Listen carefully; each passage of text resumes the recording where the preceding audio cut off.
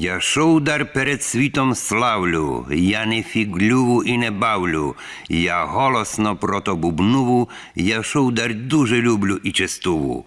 Бо ліпшого от шовдаря не знаву, за нього фуртлем думаву, його жадаву, який паранний вун, який пахнячий, добрезний вун, сирий, варений і горячий. Пристав би я на шовдар фуртлем позирати, таку параду неземну от собі хочу притуляти.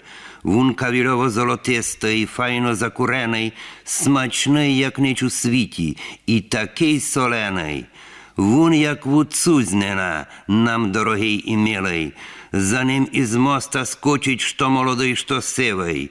У кожного руснака шовдар славу має, за нього вун такое і за матір свою збає.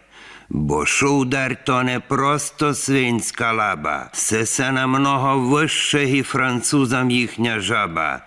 На шовдар научені ми молити, і шовдар, а не жаба носимо святити.